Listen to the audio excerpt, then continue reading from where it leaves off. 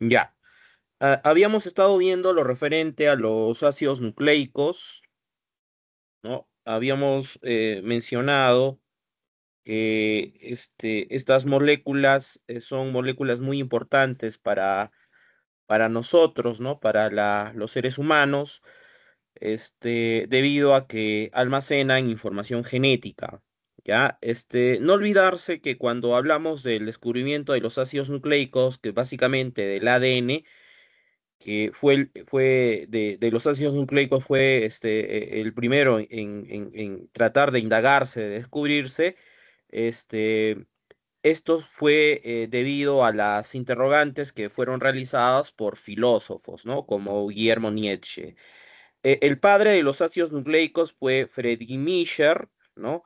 Otros experimentos interesantes realizados para tratar de indagar cuál es la molécula responsable de almacenar la información genética fueron realizados por Griffith, ¿no? Donde trabajó con estreptococos y con ratones. ¿Ya? A él se le debe el concepto en su estudio, ¿no? Él trató de indagar cuál es el principio transformante, ¿no? Él trabajó con una cepa rugosa y una cepa lisa. Entonces, esta cepa rugosa se transformaba en lisa. Entonces, debería de haber algo que permitía que esta cepa rugosa pase a lisa.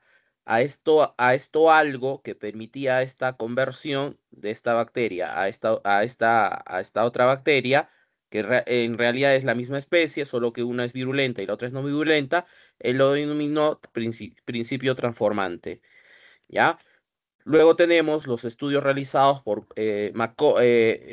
MacLeod, McCarthy y Oswald Avery, ¿no? Donde realizaron el mismo experimento que realizó Griffith y lo que hicieron ellos fue adicionar en este caso una enzima que destruye ADN, ¿no? Es el mismo experimento realizado por Griffith más la adición de una ADNasa. Y con esto corroboraron que la molécula que almacenaba información genética era el ADN.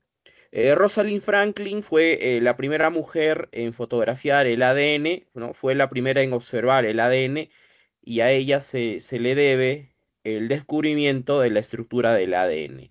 Y quienes descubrieron la estructura del ADN fueron James Watson y Francis Crick, ¿no? Descubrieron lo que vendría a ser la estructura secundaria del ADN, la doble hélice. ¿Ya? Las enzimas de restricción son importantes para nosotros. Estas enzimas fueron descubiertas por Shapiro. Él la descubrió en bacterias y gracias a estas enzimas de restricción es que se lleva a cabo el mejoramiento genético. Sin las enzimas de restricción, el mejoramiento genético no se llevaría a cabo, ¿no? Las enzimas de restricción están a nivel de las bacterias. Ahí es donde Shapiro las encontró, ¿no? Hay dos tipos de ácidos nucleicos, el ADN y el ARN. En cuanto a sus funciones, hay tres: el manejo de la información genética, transmisión de la información genética y la expresión de la información genética. La teoría del loma central fue una teoría inicial propuesta por Francis Crick, ¿no? En donde él mencionaba que los seres vivos almacenan la información genética en ADN, pero actualmente se sabe que la información genética también se puede almacenar en ARN, ¿no? Esta teoría del dogma central se vino abajo con el descubrimiento de los retrovirus, como el caso del VIH y el virus de la hepatitis, ¿no? En este tipo de organismos, ellos almacenan información no en ADN, sino lo almacenan en ARN, ¿no? También habíamos visto que las unidades monoméricas de los ácidos nucleicos son los nucleótidos, ¿no? El nucleótido viene a ser la unión de tres moléculas. Hay un grupo fosfato presente, un azúcar, que puede ser una pentosa o desoxirribosa, y bases nitrogenadas. Si el azúcar es ribosa, estamos hablando de un ribonucleótido. Si el azúcar es la desoxirribosa, estamos hablando de un desoxirribonucleótido. Así como hay nucleótidos, también tenemos nucleósidos, ¿ya? Los nucleósidos también pueden ser unidades monoméricas. Un nucleósido viene a ser la unión del azúcar con la base nitrogenada. Los nucleósidos no tienen grupo fosfato, ¿ya? No poseen grupo fosfato. Solamente poseen el azúcar y la base nitrogenada. En cuanto a las bases nitrogenadas, se clasifican en dos grupos, ¿no? Bases pirimínicas, que son la citosina, la timina y el uracilo. Las bases púricas, que son la adenina y la guanina. ¿Ya?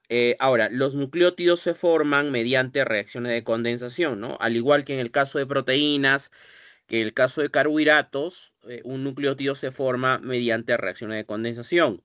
Y por cada nucleótido que se forma, se van a liberar siempre 2 moléculas de agua. ¿Ya? También habíamos visto la familia de las bases completas que están presentes en los nucleósidos y en los nucleótidos, ¿no? Es el caso de la adenosina, la guanosina, la citina y la uridina. Estos son el nombre de los nucleósidos que están presentes en ARN, ¿no? ¿Por qué digo ARN? Porque el azúcar viene a ser la ribosa, ¿ya? Entonces, si yo en el examen les pongo una estructura y les digo que me digan si es AN o ARN, hay dos formas. Uno observando el azúcar, que en posición 2' debe haber un oxidrilo. Si en posición 2' hay un oxidrilo, ese azúcar viene a ser la ribosa, ¿no? Esta es la ribosa. Pero si en posición 2' en lugar del OH hay un hidrógeno, aquí en esta posición hubiera un hidrógeno, se trataría de la desoxirribosa.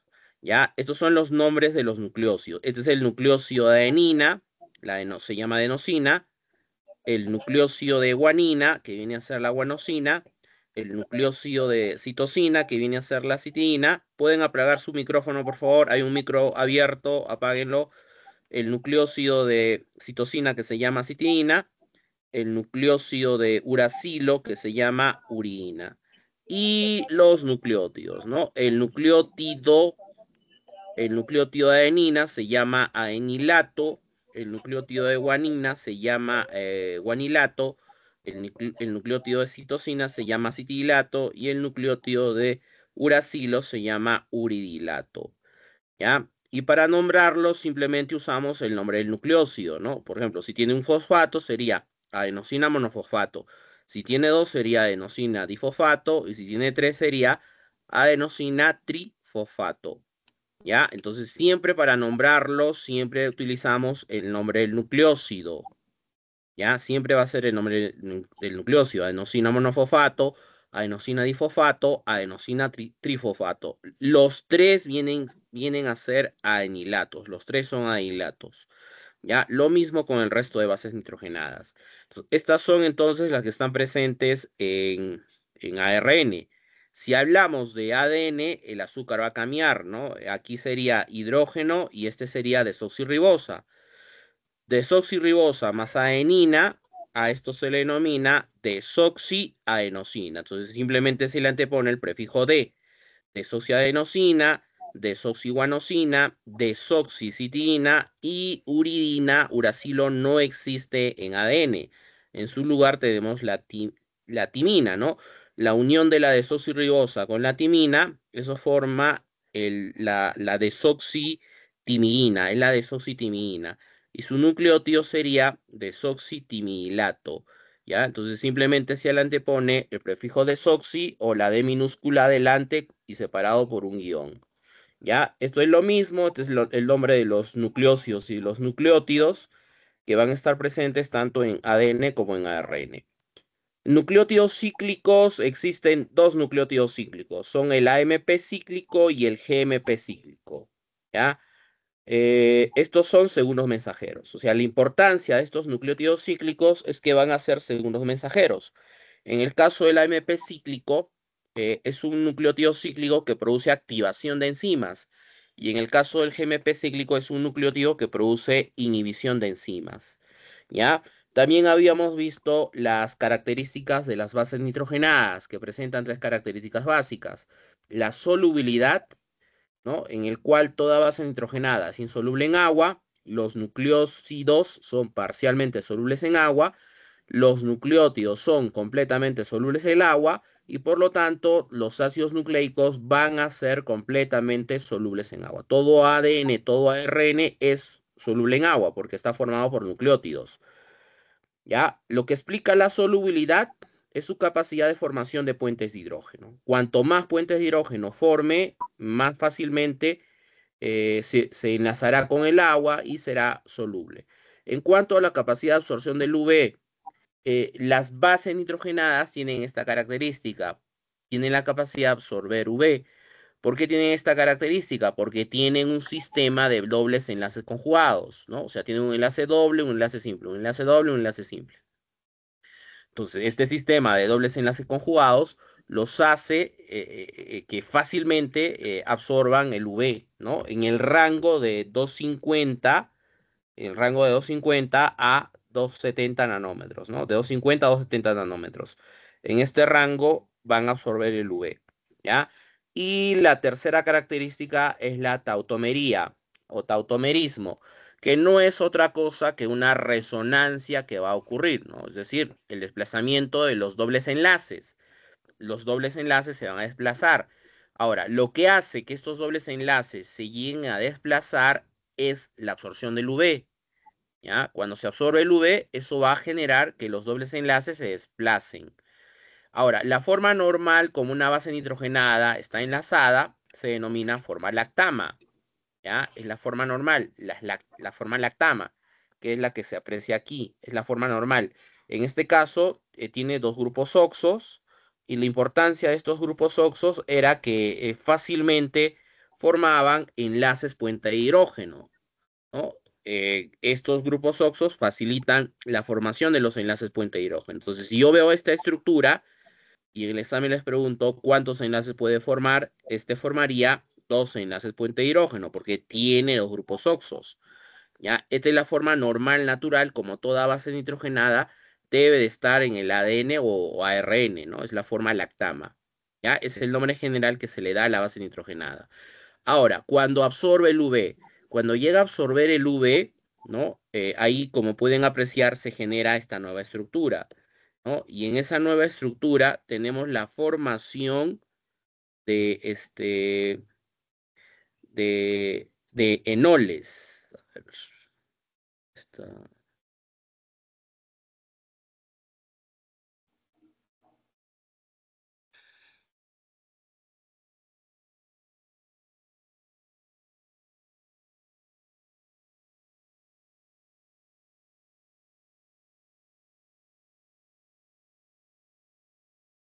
ya, ahí hay un enol que se ha formado, ¿no? A ver, ya, ya seleccionar el puntero un ratito.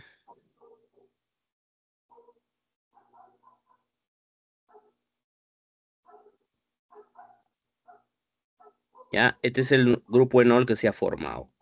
¿Ya? Enol, ¿por qué? Porque ahí hay un doble enlace y hay un oxidrilo que se ha formado, ¿no? El doble enlace termina en -en y los alcoholes terminan en -ol. Eso viene a ser un enol. O sea, cuando la base nitrogenada absorba el UV, eso va a generar la formación de un grupo enol, ¿no? Ahí se forma el grupo enol, o sea, el grupo oxo desaparece, se genera un oxidrilo, ¿no? Entonces ahí, como pueden apreciar, este doble enlace que está aquí del carbono con el grupo oxo, ¿no? Este es el grupo oxo, ese doble enlace se va a desplazar hacia el enlace carbono-nitrógeno, ¿no? Ahí se ha desplazado ese doble enlace. Y este oxígeno se jala el hidrógeno del nitrógeno, formando un OH, ¿no? Ese es un enol. Entonces, esta nueva forma que se ha generado se denomina forma lactima, ¿ya? Es la forma lactima. Y las formas lactimas, lo que va a generar a nivel del ADN es que el ADN va a empezar a abrirse. El ADN se empieza a abrir. Y ahí decimos que el ADN empieza a desnaturalizarse. El ADN va a empezar a desnaturalizarse. Ahora, si el UV ha sido demasiado fuerte, la base nitrogenada lo va a absorber con mayor intensidad. Y eso va a afectar a este otro grupo oxo. ¿Ya? Este grupo oxo se va a ver también afectado. Y con ese grupo oxo también se va a generar un segundo enol. Ahí se genera un segundo enol, o sea, va a ocurrir una doble enolización. Esta nueva forma se denomina forma doble lactínica, ¿ya? Es la forma doble lactínica. Y esta forma doble lactímica ya es muy peligrosa. Cuando se generan estas formas doble lactímicas, eso hace ya que el ADN esté completamente abierto. Vamos a tener un ADN completamente abierto y por lo tanto eso ya vendría a ser una desnaturalización completa del ADN, ¿no? Vamos a tener un ADN completamente desnaturalizado. ¿Ya? Y el peligro de las desnaturalizaciones es que el ADN pueda sufrir mutaciones genéticas, puede haber problemas de mutaciones genéticas, ¿no? Producto de la desnaturalización del ADN, ¿ya? Así como hemos visto en el caso de proteínas, ¿no? Las proteínas tenían un nivel primario, un nivel secundario, un nivel terciario, ¿no? En el caso de los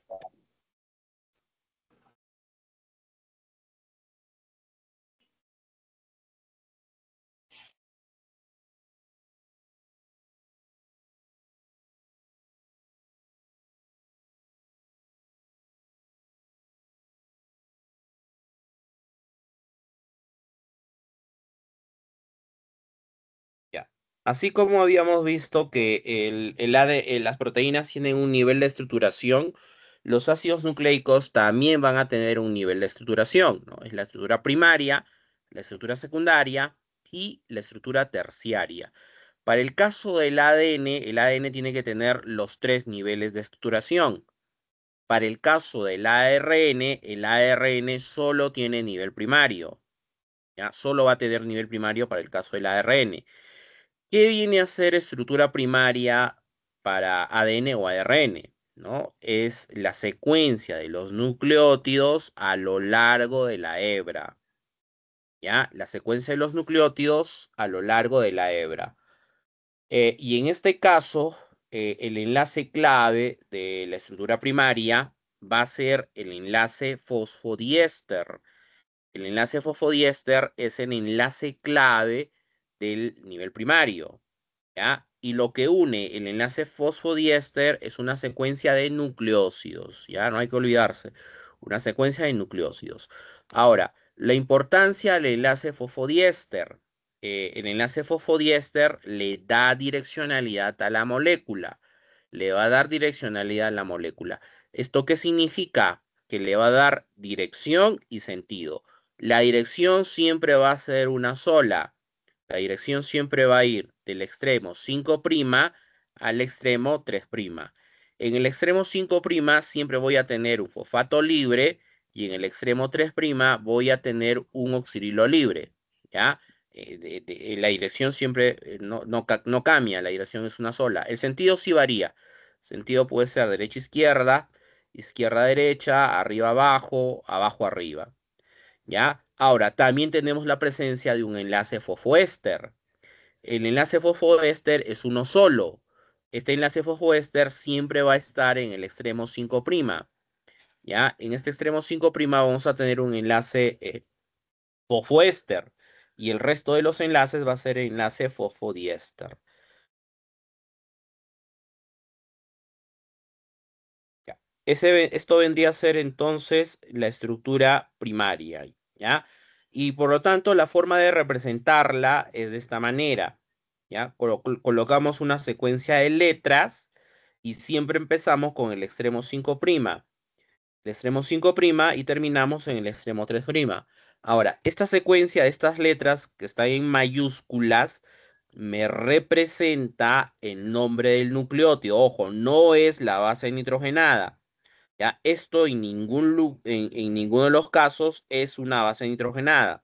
Esta letra A, ¿qué significa? Es el nucleótido de adenina. Este es el adenilato. Esta G es el guanilato. C, citilato. T es timidilato. Guanilato, adenilato. Ese es el nombre del nucleótido. Me representa la inicial del nombre del nucleótido. ¿Ya? Entonces, de esta forma representamos la estructura primaria del ADN. Cuando hablamos de la estructura secundaria del ADN, la estructura secundaria viene a ser la doble hebra. ¿ya? La doble hélice. Y esta doble hebra está formada por dos hebras antiparalelas unidas mediante enlaces puente de hidrógeno, ¿ya? Esto quien lo descubrió, James Watson y Francis Crick. Y la primera persona en fotografiar el ADN fue Rosalind Franklin. Y la fotografía más famosa de Rosalind Franklin fue la fotografía número 51, ¿no? Donde aquí se puede ver la estructura del ADN. ¿Ya? Ahora, las reglas del apareamiento de las bases nitrogenadas fueron descubiertas por este científico, Chargaff. ¿Ya? Chargaff lo que dedujo es que una base púrica, aquí hay un error, dijimos, ¿no? No debe ser purínica, debe ser púrica, ¿ya? Que una base púrica siempre se debe aparear con una base pirimínica. La púrica con la pirimínica siempre se van a aparear, ¿ya? Y esa relación debe de ser igual a uno para el caso de los seres humanos. Esto es para el caso de los seres humanos. ¿Ya? ¿Eso qué significa? Que la adenina se aparea con la timina mediante dos enlaces puente de hidrógeno y que la guanina se aparea con la citosina mediante tres enlaces puente de hidrógeno. ¿Ya? Entonces, esta relación de púricas sobre pirimínicas, esto significa que la concentración de adenina tiene que ser idéntica a la concentración de timina y que la concentración de guanina tiene que ser idéntica a la concentración de citosina. Tiene que estar en las mismas proporciones. ¿Ya? A su vez, se deduce también que la sumatoria de adenina más citosina, esto debe ser igual a la sumatoria de guanina más timina. ¿Ya? Esto fue descubierto por Chargaff. ¿Ya?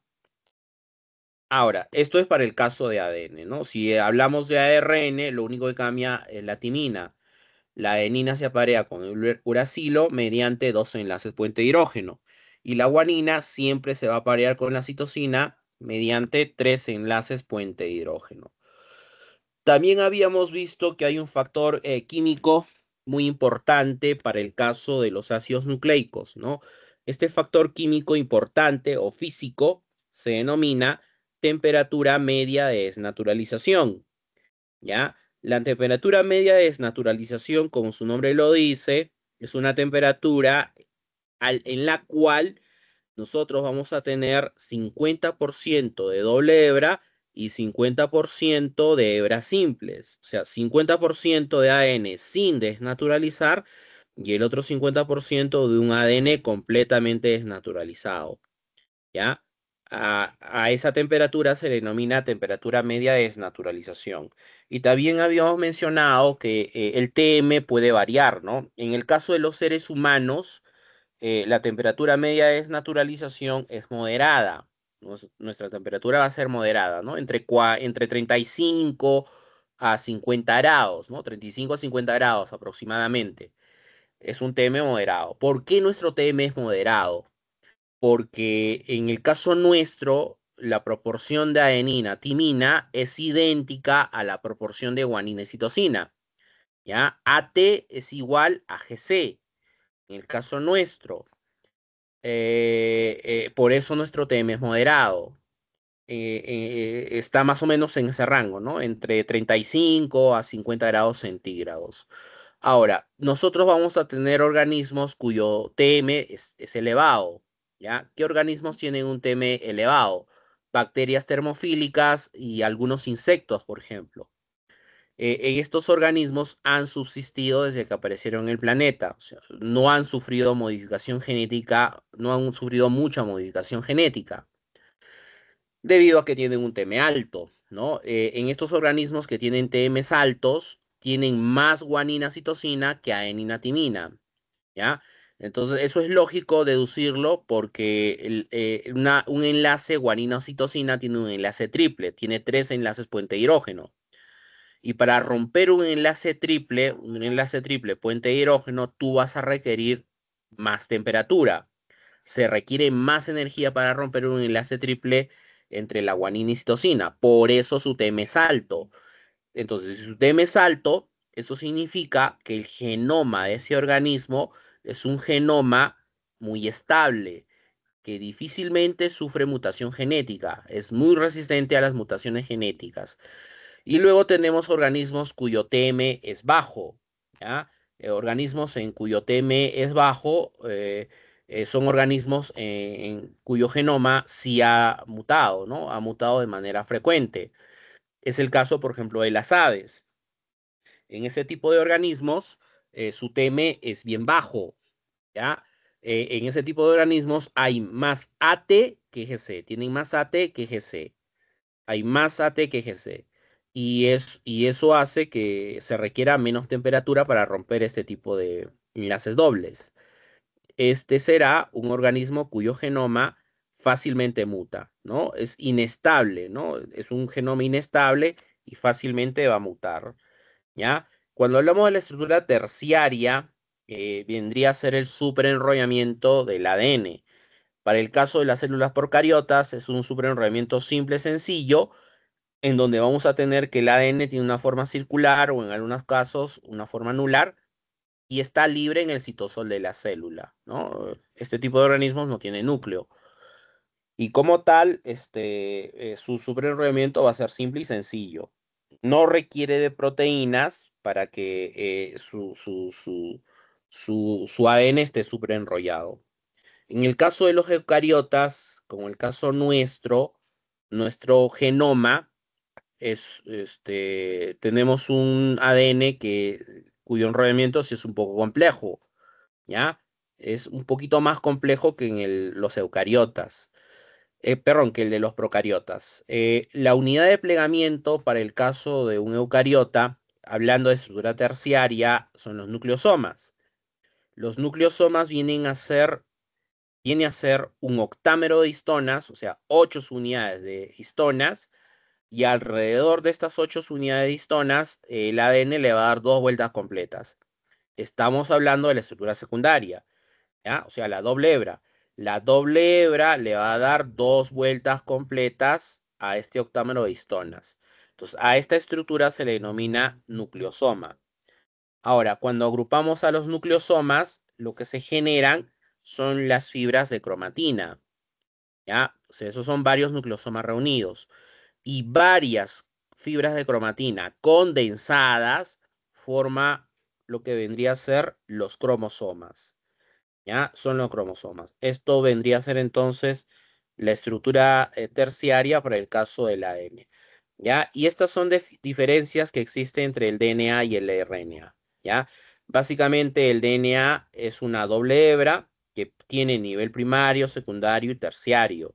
En el caso del RNA solo tiene estructura primaria y por lo tanto solo es una hebra simple.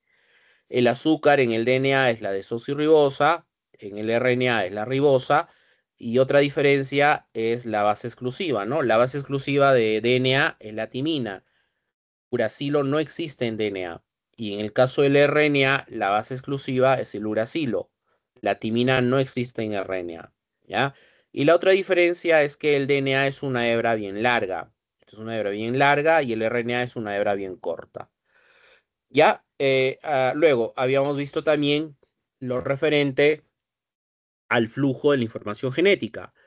Cuando hablamos del flujo de la información genética, no es otra cosa que la replicación, la traducción y la transcripción. Replicación, traducción y la transcripción. ¿Ya? La replicación no es otra cosa que la síntesis del ADN, que decimos que es semiconservativa, ¿no? La replicación del ADN es semiconservativa debido a que se conserva la mitad de la información genética. Luego tenemos el proceso de transcripción.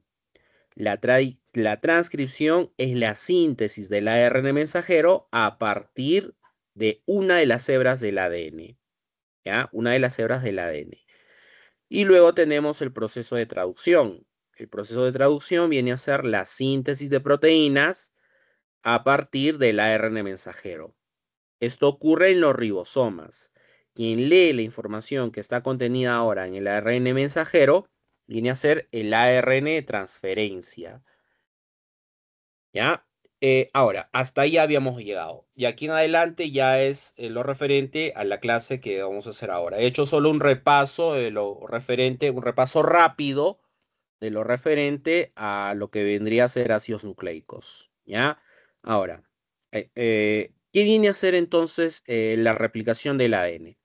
La replicación del ADN viene a ser la síntesis de ADN.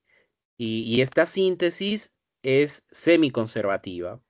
¿Por qué decimos que la síntesis del ADN es semiconservativa? Porque solo se va a conservar la mitad de la información genética, ¿ya? Solo se conserva la mitad de la información genética. La otra mitad es información nueva. La otra mitad es información nueva, es información que se sintetiza a nivel celular, en el proceso de mitosis y en el proceso de meiosis. Ahora, cuando hablamos de el ADN hemos dicho que son dos hebras antiparalelas unidas mediante enlaces puente hidrógeno. ¿Ya? Dos hebras antiparalelas unidas mediante enlaces puente hidrógeno. O sea, vamos a tener un extremo 3' y un extremo 5'. Y versus a ese extremo vamos a tener el otro que es el antiparalelo que va de 5' a 3', ¿ya? Esa sería la doble hebra, ¿no? La estructura secundaria del ADN. Ahora, en esta estructura secundaria del ADN, yo tengo que identificar lo que vendría a ser la hebra líder, que corresponde a la hebra codificadora, y cuál es la hebra no codificadora, ¿ya?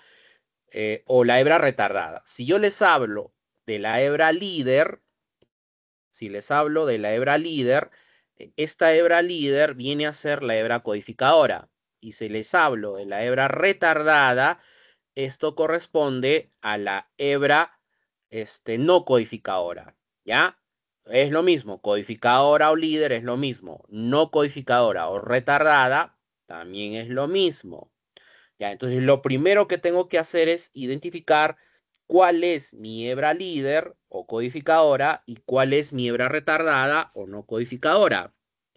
¿Ya?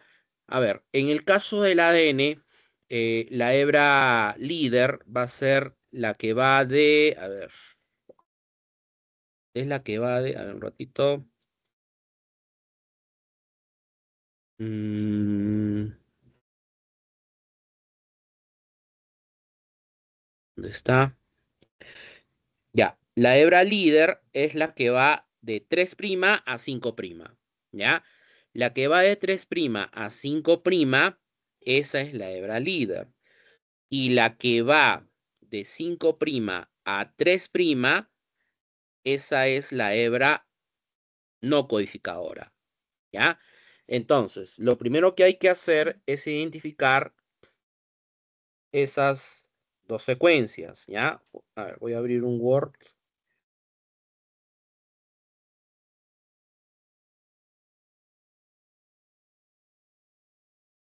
Ya, a ver, voy a poner una secuencia cualquiera. Así les voy a preguntar en el examen. Les voy a poner una secuencia cualquiera. Bueno, ahí tiene que ser 5', ¿ya? No sé cómo se coloca 5' acá en la computadora.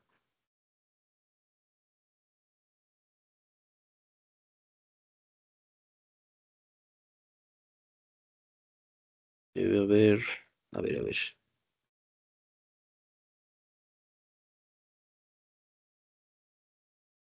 Ya, 5'.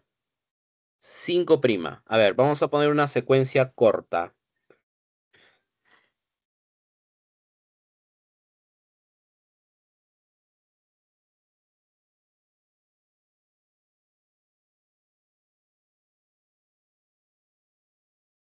Presten atención que de esto va a venir una pregunta en el examen. Ya, a ver. Si en el examen yo les pongo esta secuencia que va de 5' a 3', ustedes me tienen que decir si es la secuencia que corresponde a la hebra líder o a la hebra retardada. ¿Ya? ¿Qué secuencia es? Entonces, de acuerdo a lo que les he mencionado, esta secuencia que he colocado de 5' a 3', esta vendría a ser la hebra no codificadora.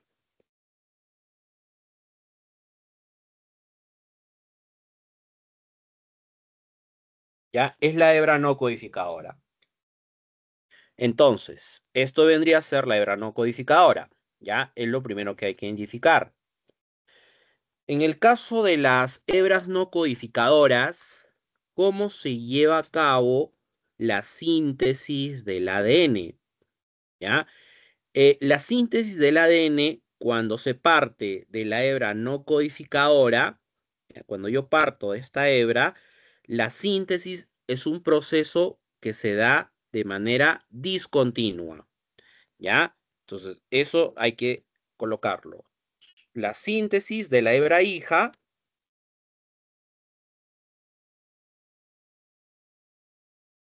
es discontinuo,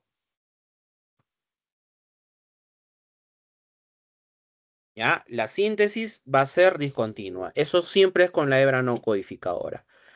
Y con esta hebra no codificadora, lo que se tiene que sintetizar primero son los fragmentos de Okazaki, ¿ya? Van a ser los fragmentos de Okazaki. Con la otra hebra, que es la hebra codificadora, que vendría a ser el extremo opuesto de 3', 5', la síntesis en ese extremo va a ser de manera continua, ¿ya? La síntesis de manera continua, o sea, la síntesis de la hebra hija va a ser continua. Eso es con la hebra codificadora. En este caso, lo que yo los he puesto es el esquema de la hebra no codificadora. Entonces, aquí la síntesis es de manera discontinua. Ya, ¿cómo se sintetizan los fragmentos de Okazaki? Los fragmentos de Okazaki, antes de eso, primero veamos las enzimas que intervienen, ¿ya? ¿Qué enzimas son las que van a intervenir en la síntesis del ADN? Si hablamos de las enzimas que intervienen en el proceso de la síntesis del ADN, son las siguientes. A ver, lo primero que va a ocurrir es lo siguiente, ¿ya? Se va a reconocer una secuencia específica en el ADN. A esa secuencia específica en el ADN se le denomina origen de replicación, ¿ya? Es el origen de la replicación, que no es más otra cosa que una secuencia de ADN, una secuencia de nucleótidos que se reconoce por la enzima, por una enzima que ahorita les vamos a mencionar cuál es, y lo que hace inmediatamente es abrir el ADN, ¿ya? O sea, lo primero que va a hacer es reconocer la secuencia y abrir el ADN. La enzima que hace esto se denomina helicasa, ¿ya? La DNA helicasa. La DNA helicasa reconoce esta secuencia específica en el ADN y lo llega a abrir. O sea, va a producir una desnaturalización momentánea. Es una desnaturalización momentánea porque los enlaces puente de hidrógeno van a ser rotos, ¿ya? Entonces, primero se reconoce esta secuencia específica, luego la DNA helicasa rompe los enlaces puente de hidrógeno y lo abre el ADN. Ahora, este proceso ocurre en lo que se denomina la horquilla de replicación, ¿ya? Que sería este lado de acá. Esta es la horquilla de replicación, ¿ya? Eso está a nivel del origen de la replicación. Ahí empieza la síntesis, ¿ya? En esta horquilla de replicación. O sea, una vez que el ADN se ha abierto, lo que va a ocurrir es que se va a adherir proteínas a cada extremo de cada hebra abierta, ¿ya? A esas proteínas se les denomina proteínas desestabilizadoras de la hélice. Son proteínas desestabilizadoras de la hélice, ¿ya? Así se denominan. Entonces, esas proteínas se adhieren a los extremos de cada hebra, se van a adherir a los extremos de cada hebra. ¿Cuál es la finalidad de estas proteínas desestabilizadoras? La finalidad es que las hebras no se vuelvan a unir, ¿ya? Estas hebras no se deben de unir, deben de estar abiertas. Esa es la finalidad de que se unan estas proteínas desestabilizadoras. Luego, a continuación, se activa una segunda enzima. Esta segunda enzima que se va a activar se denomina la ADN polimerasa. ¿Ya? Se activa la ADN polimerasa. Y la ADN polimerasa es la enzima responsable de llevar a cabo el proceso de síntesis. ¿Ya? Lleva a cabo el proceso de síntesis. Ahora, en el caso de la hebra no codificadora, ¿no? Que en el ', que les he puesto aquí en el Word, este sería el caso de una hebra no codificadora, ¿no? La que va de 5' a 3'. La síntesis se da de manera discontinua. O sea, lo que se debe sintetizar primero son los fragmentos de Okazaki. O sea, una vez que el ADN se ha abierto y las proteínas desestabilizadoras se han unido a cada extremo, actúa la ADN polimerasa y se va a encargar de sintetizar, en este caso, con la hebra no codificadora, los fragmentos de Okazaki. ¿Qué viene a ser un fragmento de Okazaki? Un fragmento de Okazaki es un pequeño fragmento formado por DNA y RNA, ¿ya? Por lo general, los primeros 5 nucleótidos van a corresponder a ARN. Los primeros 5 son de ARN. Los 10 en adelante vendría a ser ADN, ¿ya? Primero 5 ARN y los 10 que vienen ya correspondería a ADN. A ver, vamos a sintetizar con este ejemplo.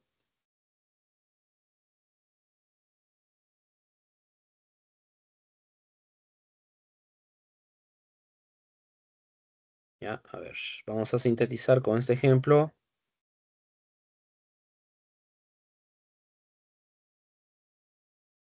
Un fragmento de Okazaki. A ver, ya. Tengo aquí el extremo 5' y el extremo 3'. Ya. En el caso de la hebra no codificadora, a ver, voy a empezar por este extremo que está acá. ¿Ya? Si aquí tengo el nucleótido de adenina en la hebra hija, yo tendría, yo les he dicho que los primeros 5 es RNA. ¿Ya? La A se aparea con la T, pero sería siempre y cuando hable de ADN. Si estoy hablando de RNA, este tendría que ser uracilo, ¿ya? AU. La T se parea con la A con la U,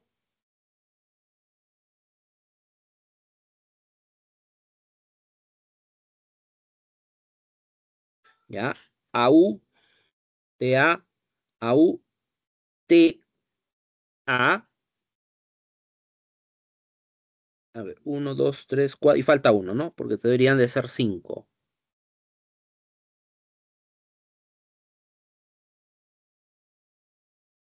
¿Ya? A ver, uno, 2, 3, 4, 5. Y la A con la U.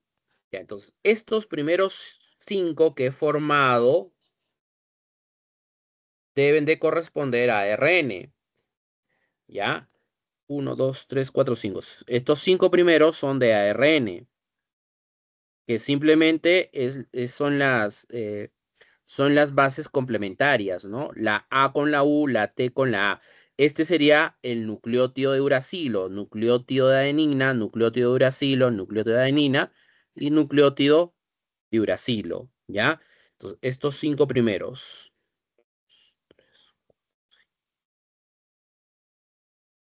Ya, de ahí en adelante, los 10 que vienen ya va a ser ADN.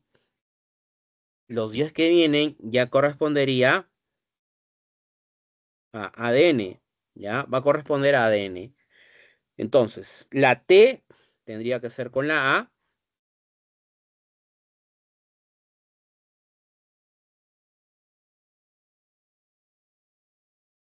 la T tendría que ser con la A, ¿ya? Porque ya va a ser ADN, ¿ya? T,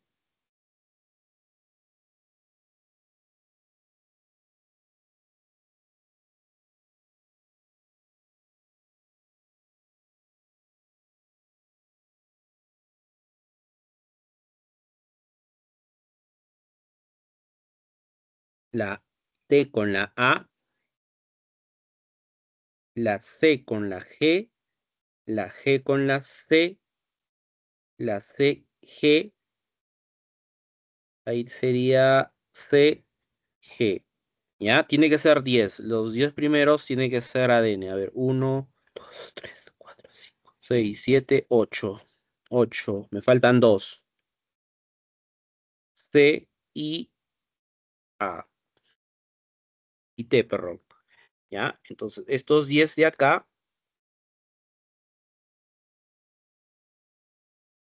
estos 10 que vienen, son referente ya a ADN. ¿Ya? Ahí debe haber 10. 1, 2, 3, 4, 5, 6, 7, 8, 9, 10. ¿Ya? 10 y 5. Entonces, esto que es sintetizado, todo esto que es sintetizado, sería el primer fragmento de Okazaki. ¿Ya? Ese es el primer fragmento de Okazaki.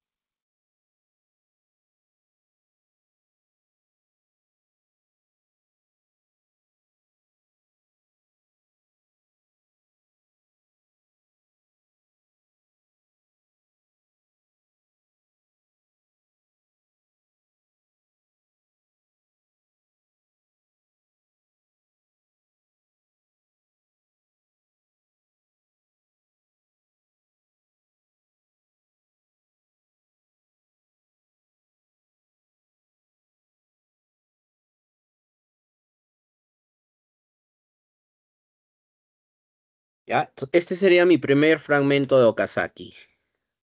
Al igual lo voy a resaltar acá.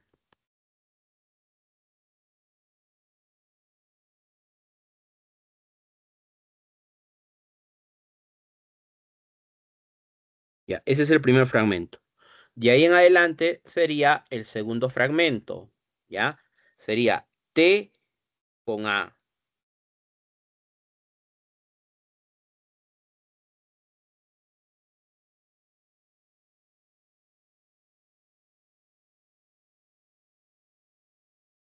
T con A. ¿Ya? A con U, C con G, G con C y G con C. Ya. De ahí en adelante ya sería ADN. Entonces, estos 5, 2, 3, 4, 5 son de ADN. ¿Ya? De ahí en adelante va a ser ADN. Sería C,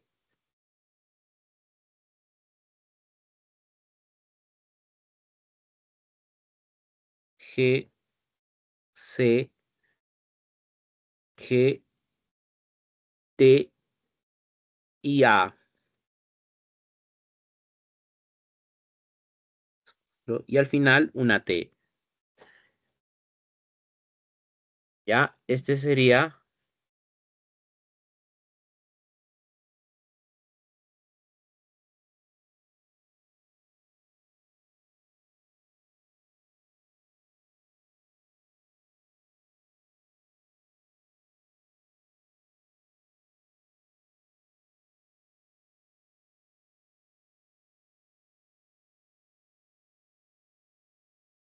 el segundo fragmento de Okazaki. Y así sucesivamente. ¿Ya? Entonces, lo primero que va a ocurrir es que la ADN polimerasa en la hebra no codificadora va a sintetizar estos fragmentos de Okazaki. Se sintetizan los fragmentos de Okazaki, ¿ya? Ahora, ¿qué ocurre a continuación? Una vez que ya se han sintetizado todos los fragmentos de Okazaki, el siguiente paso es reemplazar la secuencia de ARN por ADN. Esta secuencia de ARN va a ser reemplazado por ADN. Entonces, simplemente lo que voy a hacer es cambiar la U por la T. ¿Ya? Cambio todo lo que es U por T.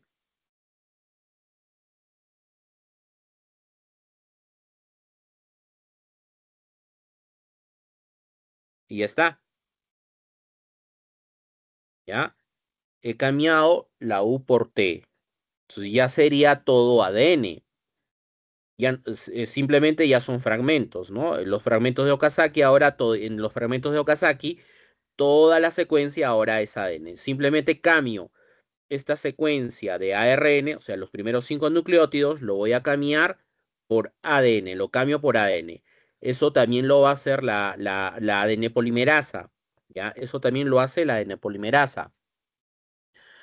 Ya, una vez que ya se llegaron a cambiar todas las secuencias de ARN a secuencias de ADN, el siguiente paso es unir los fragmentos de Okazaki. Todos los fragmentos van a ser unidos. ¿Cómo se unen todos estos fragmentos? Aquí interviene la otra enzima importante. Esta otra enzima se denomina ADN ligasa. ¿Ya? Interviene la ADN ligasa. Si la ADN ligasa va a ser la responsable de unir todos los fragmentos. Todos los fragmentos van a quedar unidos, ¿ya? Por acción de la ADN ligasa. O sea, ahí se va a formar un enlace fosfodiéster. Estos fragmentos quedan unidos mediante enlaces fosfodiéster. ¿Ya? Eso va a ser acción de la ADN ligasa. Y finalmente ya se llega a sintetizar la hebra hija. ¿Ya? Entonces aquí le pongo extremo 3', y aquí le pondría al final el extremo 5'.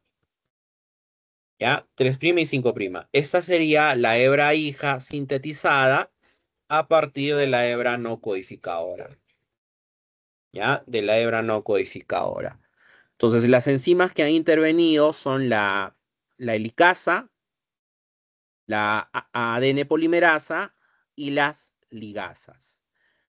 Ahora, en el caso de la hebra codificadora, ¿ya? En el caso de la hebra codificadora, la síntesis sí es un proceso continuo, ¿ya? La síntesis va a ser un proceso continuo, ¿ya? Con la hebra no codificadora.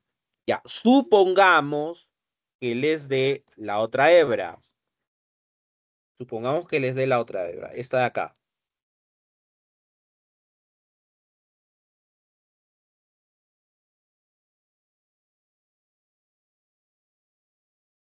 ¿ya? Entonces, si les doy esta otra hebra vendría a ser la hebra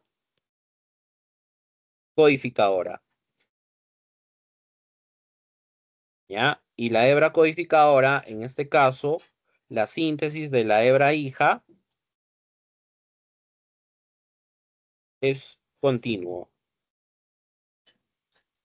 ¿ya? Su síntesis va a ser un proceso continuo.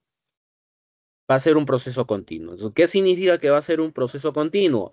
Significa que la síntesis de esta hebra se da por complementariedad de bases nitrogenadas. Eso simplemente es buscar aparear el nucleótido con el nucleótido respectivo mediante complementariedad de bases nitrogenadas, ¿no? Para eso lo que tengo que acordarme es que la A se aparea con la T y la G se aparea con la C, ¿ya? Entonces aquí empiezo por el extremo 3', ahí pondré extremo 5', y colocaré un guión. Si aquí tengo la T, aquí tendría que ser la A, ¿ya? A con T con A con T con A, ¿ya? Luego vendría A, T, T con A con T, G con C, T con G, G con C, G, C con G, G con C, C con G, T con A con T, A, C, G, C, G, C, G, C, A y T. Y al final sería A. Y pongo guión 3'. ¿Ya? Esta sería la hebra hija que se ha sintetizado a partir de esta hebra codificadora. ¿Ya? Entonces, de esta manera se lleva a cabo la síntesis del ADN. La síntesis del ADN es un proceso continuo y un proceso discontinuo. Ahora, esto por lógica, en la etapa de crecimiento, esto se da de manera, se da en abundancia, ¿no? Y se da de manera frecuente, porque en la etapa de crecimiento se da justamente la duplicación celular, ¿no? Porque la persona o el niño va a empezar a crecer. Entonces, si el niño empieza a crecer, ahí va a ocurrir la duplicación celular, el proceso de mitosis. Entonces, una hebra madre va a una célula y la otra hebra madre va a la otra célula. Entonces, con esa hebra madre se sintetiza esta hebra hija y con la otra hebra madre se sintetiza la otra hebra hija. A ese proceso es el proceso de mitosis. Es por eso que se dice que la replicación del ADN es semiconservativa. ¿Ya? La replicación del ADN es semiconservativa. ¿Por qué digo que la replicación es semiconservativa? Porque solo se conserva la mitad de la información genética. La mitad es información nueva. La otra mitad es información actual, ¿no?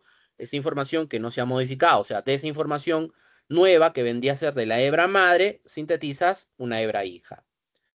¿Ya? Entonces, esta es la hebra madre. Esta de acá vendría a ser la hebra madre.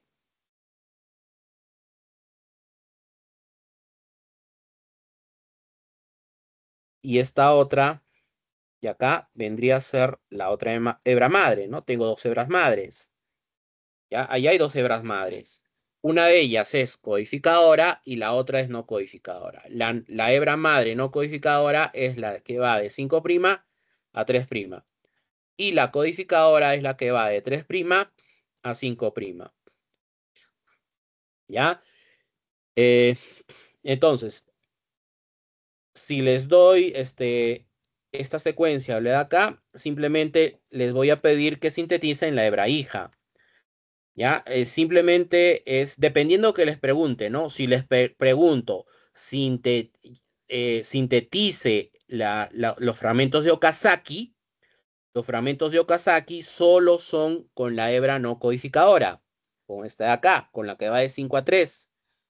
Con la codificadora no se sintetiza fragmentos de Okazaki, ¿ya? Con estas no se van a sintetizar fragmentos de Okazaki, solo se sintetizan estos fragmentos de Okazaki con la no codificadora, con la que va de 5 a 3, ¿ya? O sea, los primeros 15, los primeros 5 RNA, los 10 DNA, primer fragmento, ¿ya? Y luego vendría el segundo y así sucesivamente el tercero, ¿ya? Entonces, enzimas que participan entonces, la helicasa, la ADN helicasa, la ADN polimerasa y la ADN ligasa. Esas son las enzimas importantes que participan en el proceso de replicación del ADN. Ah, a ver, en esta secuencia de la primera, bueno, de esta o la de acá abajo, cualquiera de las dos. Si les pregunto en el examen, indíqueme cómo sería su temperatura media de desnaturalización. ¿Ya? ¿Cómo sería su temperatura media de desnaturalización? Si les pregunto eso en el examen, ¿cómo voy a saber cómo es su temperatura media de desnaturalización? Cuento cuántos AT y cuántos GC tiene. ¿Ya? ¿Cuántos AT hay acá? A ver, 2, 4, 5, 6, 8, 10, 11, 12, 13, 14, 15, 16. Tiene 16, a ver, te lo voy a poner. Tiene 16 AT. Ya. ¿Cuántos GC tiene? 2, 4, 6, 7, 8, 9, 10, 11, 12, 13. Tiene 13 GC.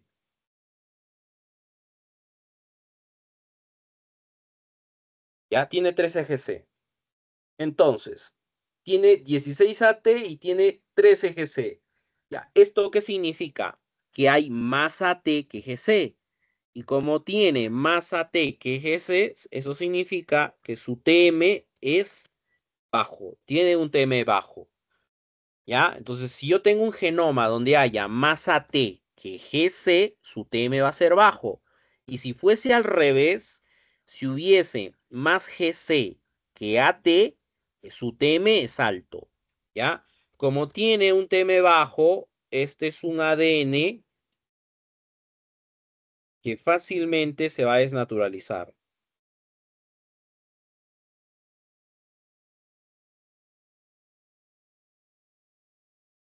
¿Ya? Fácilmente se desnaturaliza. ¿Qué más puedo decir? Que es su genoma es inestable.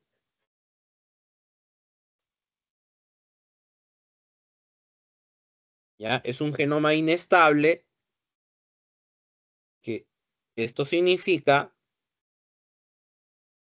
que fácilmente muta.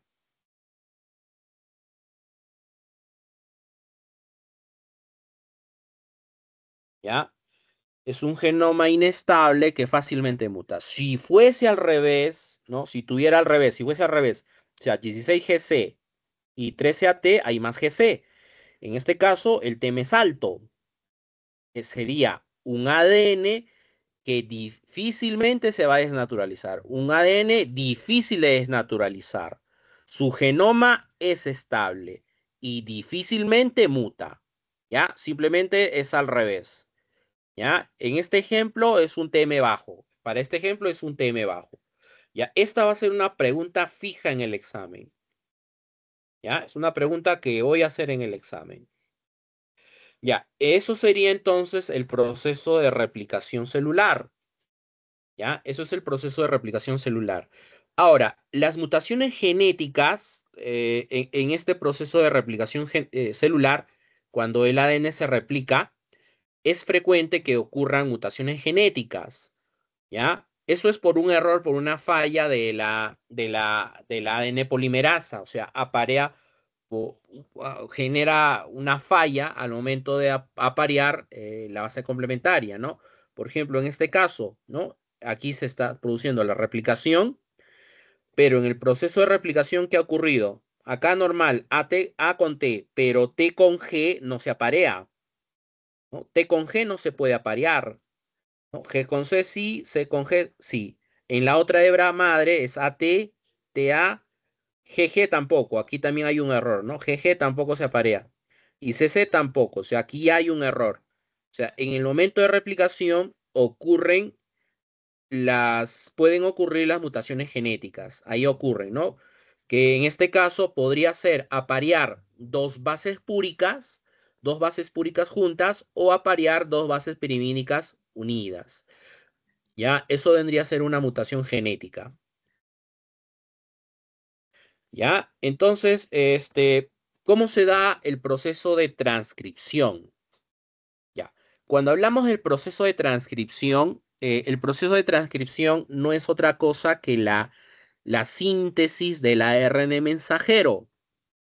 ¿Ya? Es la síntesis del ARN mensajero. Y la síntesis del ARN mensajero siempre se da a partir de la hebra codificadora. ¿Ya? Siempre se da a partir de la hebra codificadora. ¿Por qué? Porque la hebra codificadora tiene información con sentido. La otra hebra, que es la no codificadora, tiene información que es al revés. Su información es al revés. ¿Ya? Por ejemplo, si yo tengo una secuencia que está formada por tres letras, ¿ya? Por la letra P y la letra A. Con la letra P y con la letra P y la letra A, yo puedo construir la palabra papa. ¿Ya? Construyo la palabra papa. Entonces, eso tiene un significado, ¿no? La palabra papa tiene un significado, ¿no? Que es un tubérculo en este caso, ¿ya? Entonces, esta vendría a ser mi hebra codificadora. La otra hebra que iría de 5' a 3', sería la hebra no codificadora. Y la información en este caso sería al revés. P con A con P y A con P. O sea, APAP. En este caso, la información la estoy leyendo al revés, ¿no? APAP. La información está al revés, ¿ya? Es por eso que yo voy a tener siempre una hebra codificadora y una hebra no codificadora, porque son dos hebras antiparalelas, son dos hebras antiparalelas. En una de ellas se lee información con sentido. Esa es la hebra codificadora, la que va de 3' a 5'. En la otra hebra, que es la no codificadora, la información está al revés. Y esa vendría a ser la hebra no codificadora. ¿Ya? Entonces, la hebra que yo voy a utilizar para sintetizar el ARN mensajero siempre va a ser la hebra codificadora. Tenga en consideración eso. O sea, tiene que ser esta secuencia. La de 3' a 5'. ¿Ya? La otra secuencia que va de 5 a 3 es no codificadora. De esta no se puede sintetizar ARN mensajero. Solo lo voy a sintetizar a partir de esta, que va de 3' a 5'. ¿Ya? Y el proceso va a ser el mismo. Primero actúa la helicasa. La helicasa reconoce una secuencia específica en el ADN y la va a abrir. Hace que el ADN se abra. Luego se adhieren las proteínas desestabilizadoras. Y luego actúa en este caso la ARN polimerasa. ¿Ya? Va a actuar la ARN polimerasa. ¿Ya? Y busca las bases complementarias. En este caso simplemente es por complementariedad de bases nitrogenadas, ¿ya? Va a ser por complementariedad de bases nitrogenadas. Y aquí tengo el extremo 3', aquí abajo tendré el extremo 5'. Aquí es T, aquí tiene que ser A. La A se aparea con la T, pero como es RNA tendría que ser U, ¿ya? Luego vendría A, luego vendría U, ¿ya? O sea, sería lo mismo que acá, ¿no? Sería esta misma secuencia que está acá, ¿ya? Es la misma secuencia, solo que en lugar de T tiene que ir U.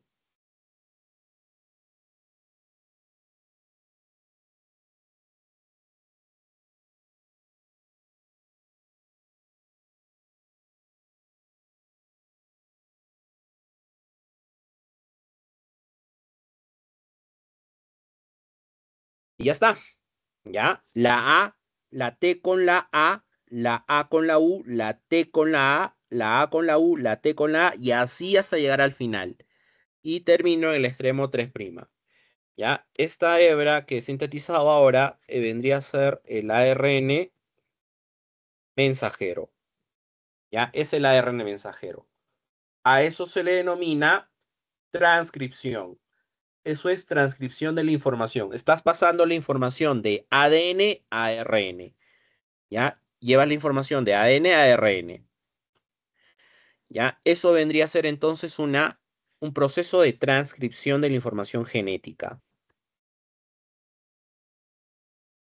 Ahora, ¿qué son los intrones y qué son los exones? Cuando hablamos de los intrones, ¿ya? Un intrón es una secuencia de nucleótidos que no tiene información genética, ¿ya? Secuencia de nucleótidos que no va a tener información genética. ¿Tienen alguna función? Probablemente sí la tengan. Algunos piensan que a nivel de estas secuencias intrón, esa secuencia intrón sirve para que la radiación llegue más a nivel de esta secuencia. Y como no tiene información, no hay problema. O sea, sería una forma de protegernos de la radiación, ¿no? Los intrones. Los que sí tienen información son los exones. Y los exones sí tienen información.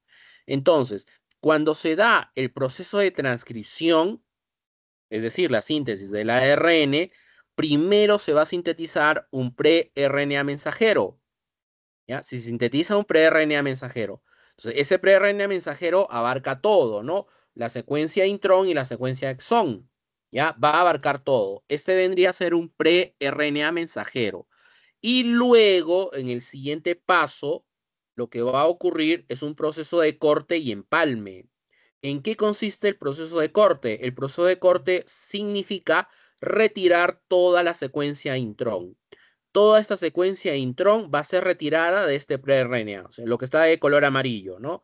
Esta secuencia que está de color amarillo corresponde a los intrones, ¿ya? Toda esa secuencia intron es retirada.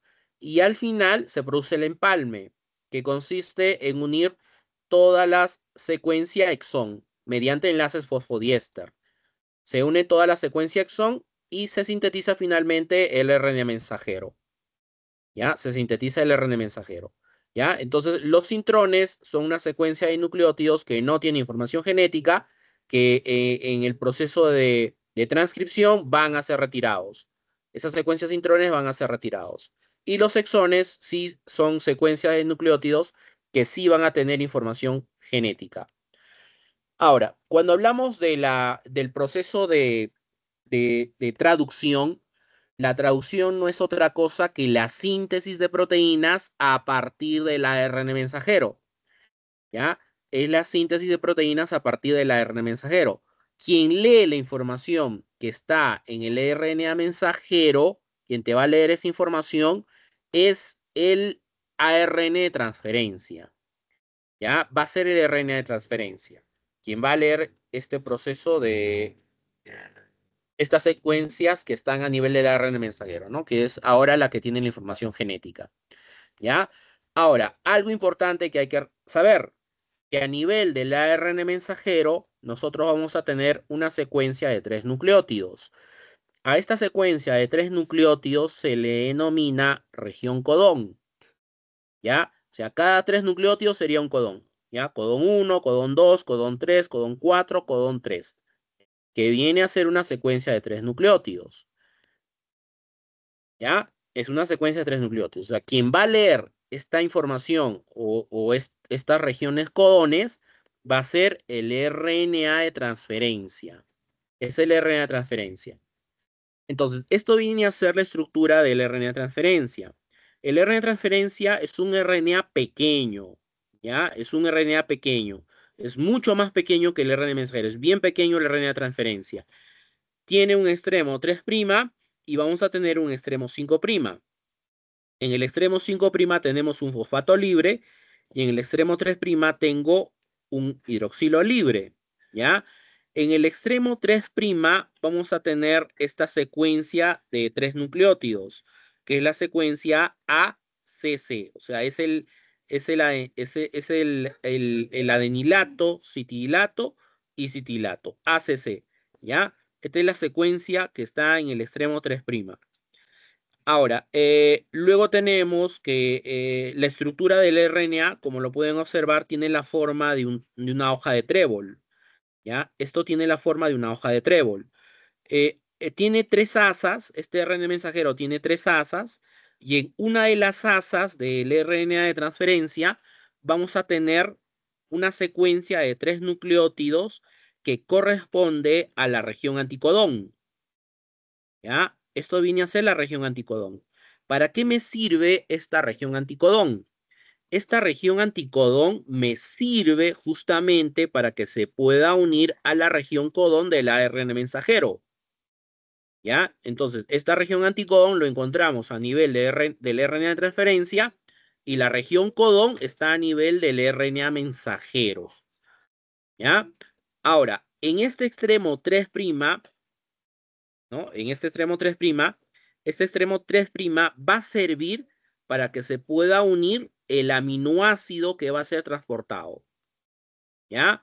A nivel del extremo 3' se une el aminoácido que va a ser transportado, ¿ya? Entonces, esto viene a ser la estructura de un RNA de transferencia, ¿ya? Extremo 3' para el aminoácido que va a ser transportado y en una de las asas del RNA de transferencia vamos a tener una secuencia de 3 nucleótidos denominada región anticodón, ¿ya? Donde se lleva a cabo el proceso de síntesis del RNA mensajero, de las proteínas, perdón. La síntesis de proteínas se lleva a cabo a nivel de los ribosomas. ¿Ya? A nivel de los ribosomas se va a llevar a cabo la síntesis de proteínas. ¿Qué viene a ser un ribosoma? Un ribosoma tiene dos unidades. Una subunidad ribosómica grande, tiene una subunidad ribosómica pequeña, ¿ya? Y entre esta subunidad ribosómica grande y subunidad ribosómica pequeña, tenemos un pequeño sitio activo que va a servir para que pueda ingresar el RNA mensajero, ¿ya? O sea, entre esta unidad grande y entre esta unidad pequeña ingresa el RNA mensajero. A nivel de la unidad ribosómica grande, esta unidad ribosómica grande tiene dos sitios activos, ¿ya? Se denomina sitio activo A y sitio activo P, el A y el P. ¿Para qué me sirve el sitio activo A?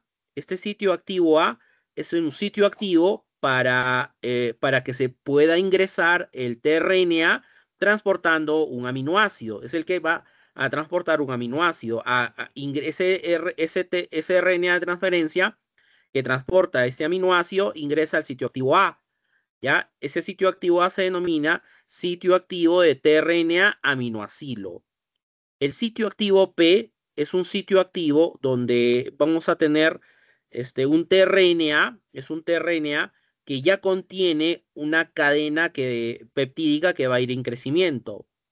¿Ya? Se le denomina sitio activo de tRNA peptidilo. ¿Ya? Es un tRNA que ya contiene una cadena que va a ir en crecimiento. ¿Ya? Entonces, este es el modelo de un ribosoma. ¿Ya? Su unidad ribosómica grande, su unidad ribosómica pequeña, y entre estas dos unidades hay un pequeño sitio activo que sirve para que ingrese el tRNA. Y a nivel de la unidad grande tenemos el sitio activo A y el sitio activo P. Ya. Eh, eh, ¿Cómo se lleva a cabo la síntesis de proteínas? Para que se pueda sintetizar la proteína, lo primero que tiene que formarse es el complejo de iniciación. ¿Ya? Se tiene que formar lo que se denomina complejo de iniciación. El complejo de iniciación está formado por esta estructura que está acá. ¿Ya? Por esta estructura que está acá. A ver, lo primero que va a ocurrir es la separación de la unidad ribosómica grande y de la unidad ribosómica pequeña. Las dos unidades se separan, ¿ya?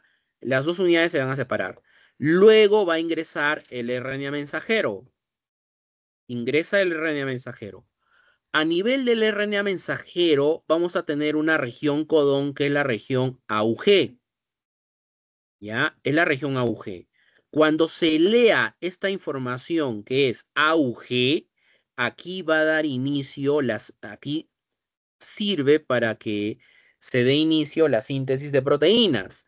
Si la región codón es la región AUG, la región anticodón tiene que ser UAC, ¿ya? El U con el A con el U y el C con el G. Esta es la región anticodón. Entonces, cuando se lea esta información, este tRNA va a transportar este primer aminoácido, que es la metionina. ¿Ya? Es la metionina. O sea, una vez que ya se lea esta información, ingresa el tRNA, la región anticodón se une con la región anticodón y luego inmediatamente se une la unidad ribosómica grande. ¿Ya? Esa unidad ribosómica grande se va a unir. ¿Ya? Entonces, este tRNA que contiene metionina va a ocupar el sitio activo A. Ocupa este sitio activo A. ¿Ya? Luego, ¿qué va a ocurrir? Luego, lo que va a ocurrir es que va a pasar este tRNA que contiene metionina, pasa de manera rápida al sitio activo P. Pasa al sitio activo P. ¿Ya? Este tRNA va a ser liberado, ese tRNA es liberado y este sitio activo A está libre. Está libre para que pueda ingresar un nuevo tRNA. Ingresa un nuevo tRNA que contiene un nuevo aminoácido. ¿Ya? Ahora, esto va a estar en función de la siguiente región codón, ¿no? La que continúe, ¿ya? De la siguiente región codón que continúe. ¿Qué aminoácido va a ser transportado? Eso va a depender mucho de la región codón. ¿Ya? Entonces, viene a ser el complejo de iniciación, ¿ya? Está formado por el RNA mensajero, la unidad pequeña, el tRNA de transferencia que contiene metionina, cuya región anticodón es UAC unida a la región codón AUG. Y luego se une la unidad grande. Este viene a ser el complejo de iniciación. Ahí empieza la síntesis de proteínas. ¿Ya? A ver, para que lo puedan entender. ¿Dónde estaba? Acá. ¿Ya? Entonces, supongamos, vamos a suponer, mejor con este mismo ejemplo de acá, ¿ya?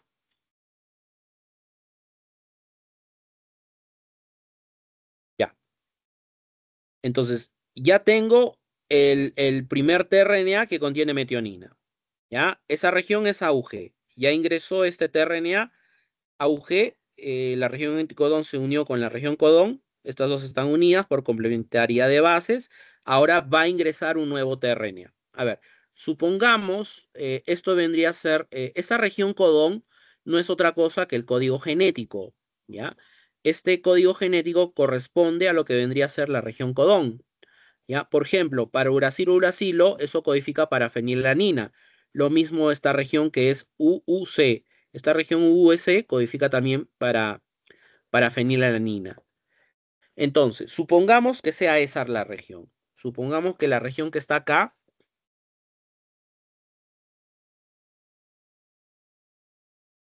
¿ya? La que continúe,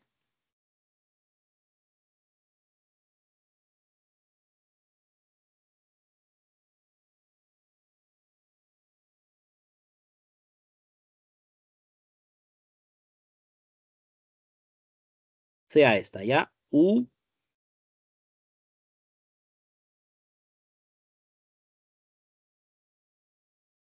y U. O sea, uridilato. Supongamos que sea esta región. ¿Ya? Urilato. Si esta es la región codón, la región anticodón debe de ser A, A y A. ¿Ya? O sea, se van a unir por complementariedad de bases. La U se aparea con la A, la U con la A y la U con la A. La región anticodón es UUA. Entonces, ¿qué aminoácido es el que va a ser transportado? Voy aquí a la tabla y observo. Urilato, codifica para fenilalanina. ¿Ya? Entonces significa que este aminoácido que va a ser transportado va a ser la PHE, la fenilalanina. Tiene que ingresar el tRNA de fenilalanina. Ingresa el tRNA de fenilalanina. ¿Ya? Va a ingresar este tRNA de fenilalanina al sitio activo A. Luego, esta fenilalanina va a ser transferido al tRNA peptidilo, o sea, al sitio activo P. ¿Ya? Esta fenilalanina, este aminoácido, va a ser transferido al sitio activo A, P.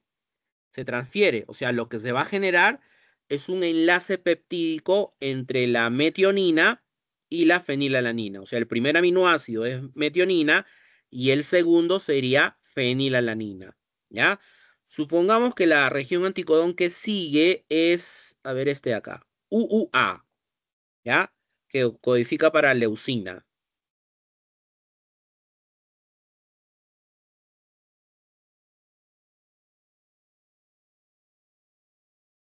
Si la región codón que continúa es UUA, la región anticodón debe de ser AU,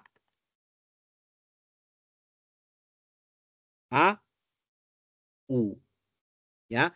Anilato, urilato.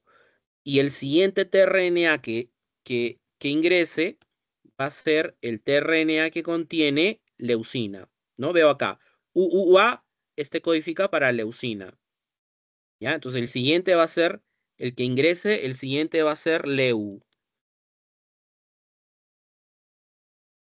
va a ser LEU.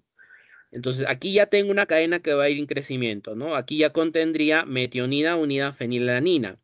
Luego la leucina es transferida al sitio activo P, ¿ya? Se transfiere al sitio activo formaría ahora un enlace peptídico, ¿no?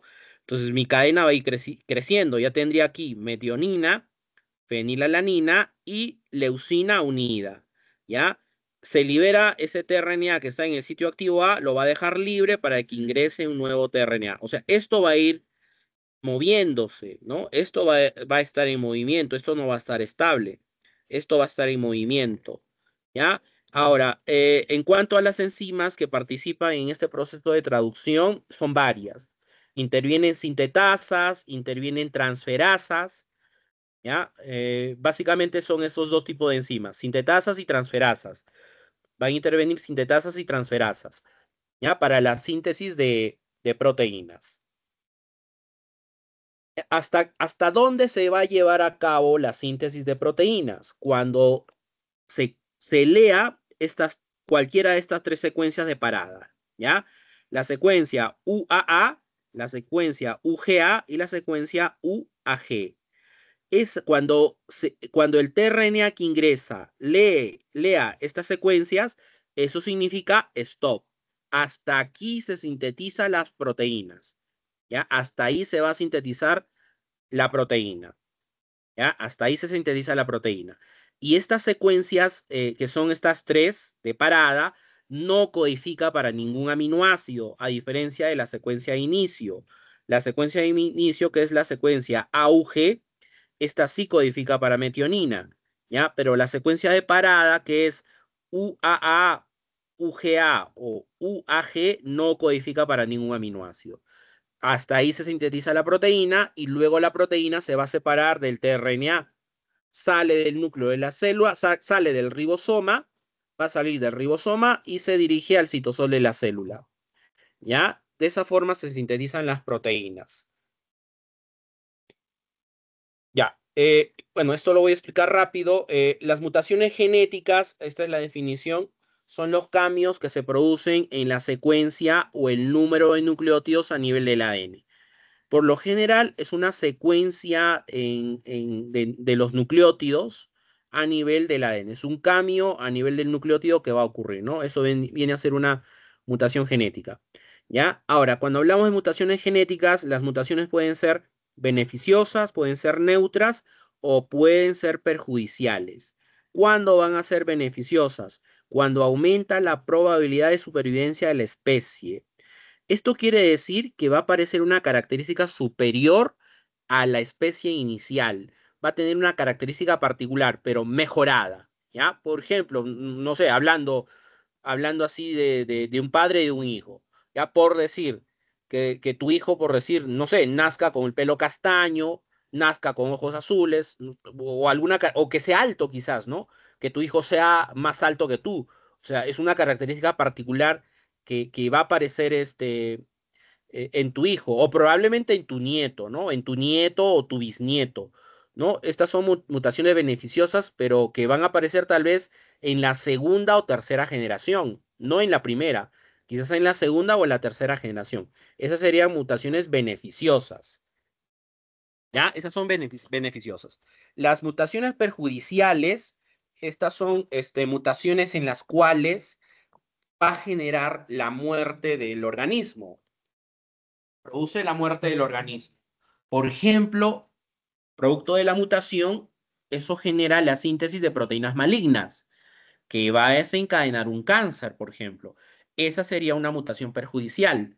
Y luego tenemos mutaciones neutras, ¿ya? Son mutaciones neutras que no van a favorecer en nada a la especie, ¿ya? O sea, que no son beneficiosas ni son perjudiciales. Se produce una mutación, pero no va a ser beneficiosa ni perjudicial. Esa es una mutación neutra, ¿ya? Ahora, los tipos de mutaciones, esto se clasifican de acuerdo a las células afectadas. Tenemos mutaciones germinales y tenemos mutaciones somáticas. Las mutaciones germinales son mutaciones que son heredadas, ¿ya? Son hereditarias. Estas son las germinales. Estas afectan a los gametos y se transmiten de un padre al hijo, o sea, de una especie similar a otra semejante, ¿no? Esas son las germinales. Las somáticas, estas no son heredables, ¿ya? Estas se producen a nivel de células del cuerpo. Se producen por mitosis y no son heredables. ¿Ya? Estas son las somáticas. Ahora, de acuerdo a la extensión del material genético, tenemos tres tipos de mutaciones, ¿ya? De acuerdo a la extensión del material genético afectado, tenemos mutaciones que son génicas, cromosómicas y las genómicas.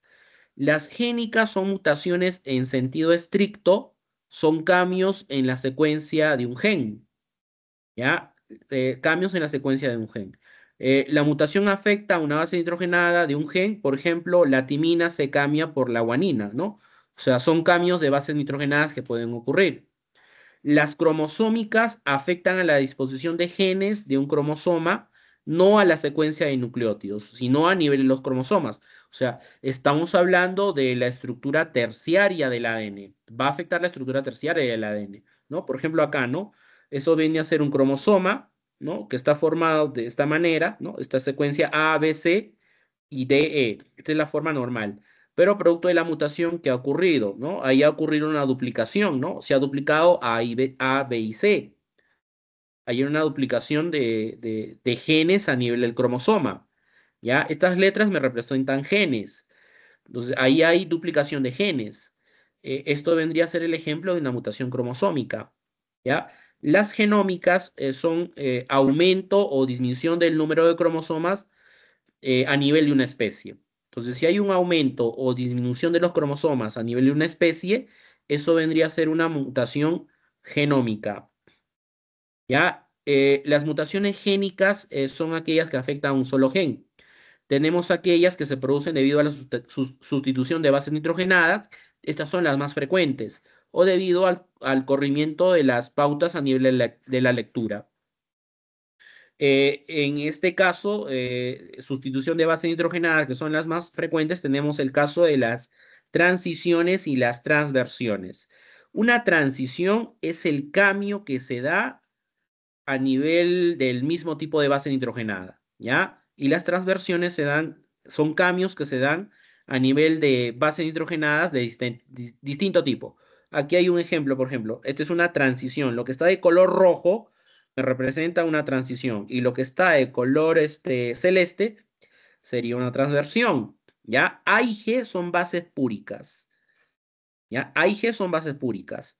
T y C son bases pirimínicas. ¿Qué ocurre si se aparea A con G? Si se aparea con A y G, esto no debe ocurrir, porque las dos son bases púricas. Estás apareando una base púrica con otra base púrica. ¿Ya? Las dos pertenecen al mismo grupo, que son púricas, ¿no? Las dos son púricas. Esto sería una transición, ¿ya? AG o TC, ¿no? Esa es una transición. Pero si se aparean una base púrica con una base pirimínica que no corresponde, por ejemplo, TG o AC, ¿no? T no se aparea con G, A no se aparea con C, pero forman parte de bases nitrogenadas diferentes. A es púrica y C es pirimínica. Si se aparea A con C o T con G, eso vendría a ser una transversión. ¿Ya? O sea, transiciones corresponde a cambios que se dan a nivel de una misma tipo de base nitrogenada. Y las transversiones se dan cuando ocurren mutaciones, pero debido al apareamiento a nivel de bases nitrogenadas que son de distinto tipo. O sea, una púrica con una pirimínica, pero que no correspondan. ¿Ya? Estas son las más frecuentes, ¿ya? Estas van a ser las más frecuentes. De los corrimientos y pautas de lectura es el caso de las inserciones, las duplicaciones o las deleciones, ¿ya? Aquí son ejemplos, esto ya lo revisan ustedes. Esto de aquí es sin mutación genética, es una secuencia sin mutación genética. Esto sería el ejemplo de una transición, ¿ya? De una transversión, en el caso, por ejemplo, de acá, ¿no? Acá lo normal es que esta secuencia que es del ADN, ¿no? CAG, su región anticodón sea GUC. Eso codifica para valina, ¿no? Eso va a codificar para la valina. Ya, esto es sin mutación. En el caso de estos cuatro ya es con mutación. Ahí ha habido una mutación, ¿no? Acá, por ejemplo, es GCC. O sea, G se está pareando, en este caso ha habido un cambio de base nitrogenada, ¿no? Se ha cambiado U por G, ¿no? Ahí ha habido un cambio de una base nitrogenada, ¿no? A se ha cambiado por G, ¿no? Ahí hay un cambio de una base nitrogenada, ¿ya? Y ese cambio solo de esa base nitrogenada implica que codifique para otro aminoácido, que en este caso sea la alanina, ¿ya? Este es un ejemplo de transición. Este de aquí sería una transversión, ¿no? Acá se está codificando para glicina, se está cambiando A por C. Esto es una inserción, una nueva base que se ha insertado. En este caso se ha insertado T, ¿ya? Y el hecho de insertar ese nuevo nucleótido codifica para serina. Lo normal es que sea valina, ¿no? Y las deleciones son estas, ¿no? Así de la nada se cambia una base nitrogenada que es T, ¿no? Aquí se está cambiando T por G, ¿no? Esta es la normal. Se ha cambiado G por T y al momento de hacer la lectura, la secuencia codón es UGA y resulta que UGA es una región de parada. Ahí ha habido una delesión, o sea, hay un corte, ¿ya? Esto es un ejemplo de una delesión, ¿ya? Esto es el caso de mutaciones génicas, la anemia falciforme, ¿ya? La anemia falciforme es un tipo de mutación génica. Es una mutación génica que ocurre en algunas personas, ¿ya? Aquí, por ejemplo, hay una sustitución de un nucleótido, ¿ya? Aquí se ha sustituido, a ver, este es el DNA normal, ¿no? Acá tengo el DNA normal, ¿no? Este es el RNA normal, esta es la proteína normal, ¿no? Es un glóbulo rojo normal donde está codificando treonina, prolina, glutamina y lisina. Y producto de la mutación genética hay una sustitución de una base nitrogenada, ¿no? Entonces ahí se está cambiando de, miren, A por T, ¿no? A por T. Ahí hay un cambio de esta base nitrogenada A por T. Y eso ha modificado que codifique para otro aminoácido, que en este caso sería la valina, ¿no? Ahí se está cambiando, como pueden observar, la glutamina por valina. Entonces, este cambio de glutamina por valina genera que el glóbulo rojo tenga esta forma de hoz, ¿ya? Tenga esta forma de hoz, que vendría a ser la anemia falciforme. Ahí hay un cambio de glutamina por valina, ¿ya? Eso es una mutación génica. ¿Ya? Estos son ejemplos de mutaciones cromosómicas. El caso del síndrome de Cri-du-Chat, ¿ya? Ahí eso ya lo revisan. Este síndrome de Cri-du-Chat se le denomina también llanto, es un llanto muy agudo, similar al maullido de gato, ¿no? Este es un síndrome de Cri-du-Chat. Bueno, esto es un esquema de lo que vendría a ser una inserción, ¿no? A nivel de los cromosomas, ¿ya? Esto vendría a ser una mutación cromosómica. Esto igual, en el caso de las inversiones, pueden ser pericéntricas, paracéntricas. Las deleciones, ¿no? Ahí hay un corte a nivel de cromosomas, o sea, es una delesión que ha ocurrido, pero a nivel de los cromosomas, ¿no? Hay una duplicación, ahí hay una duplicación de una secuencia de un gen, se ha duplicado, ¿no? Es una duplicación. Translocaciones, estos también son mutaciones cromosómicas, ¿ya? Y esto ya correspondería a lo que vendría a ser las mutaciones genómicas, ¿ya? Que son las euploidías y las aneploidías.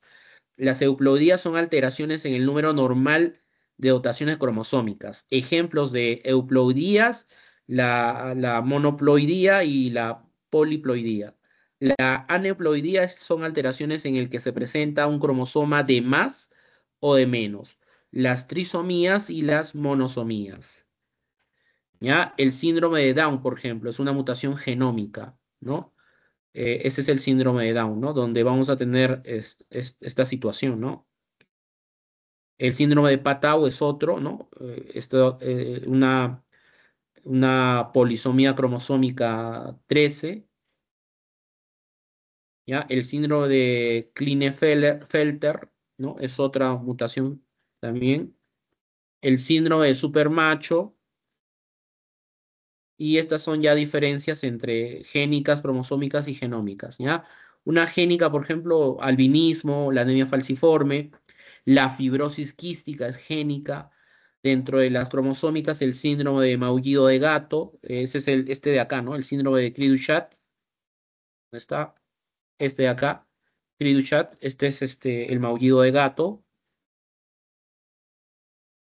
¿ya? Las genómicas, ahí está el síndrome de Down y el síndrome de Klinefelter, ¿ya? Y lo que produce la mutación genética, ¿qué cosa es? Son agentes mutagénicos. Los agentes mutagénicos son los que van a inducir estas mutaciones genéticas. Son aquellos agentes físicos o químicos que aumentan la tasa de mutación de una especie a nivel del ADN, que van a producir daño a nivel del ADN. ¿Ya? Esta es la definición de un agente mutagénico. Factores que aumentan de forma cuantificable la frecuencia de mutaciones naturales afectan a células somáticas, afectan a células, células sexuales, ¿ya? Y esta es la clasificación que hemos visto, ¿no? Estos son los efectos de las mutaciones, ¿no? Pueden ser neutras, positivas o negativas. Neutras, si producto de la mutación no hay un efecto a nivel del individuo. Positivo, si promueve la evolución, o sea, va a haber una, una característica superior a la inicial, ¿no? Y negativa, si causa daño a nivel fisiológico. ¿Ya? Estos son los tipos de mutaciones, naturales e inducidas. Si hablamos de una mutación natural, estas son las espontáneas. Y la inducida puede ser producida por agentes biológicos como virus y bacterias. Pueden ser también físicas debido a las radiaciones ionizantes, la radiación UV, la radiación infrarroja. Tenemos también agentes químicos, nicotina, pesticida. Hay también medicamentos que son mutagénicos, ¿ya? Todos estos son inducidas, ¿ya? Y estos ya son ejemplos también de mutaciones, ¿no? ¿Ya? Entonces, esto sería todo lo referente a la parte de ácidos nucleicos.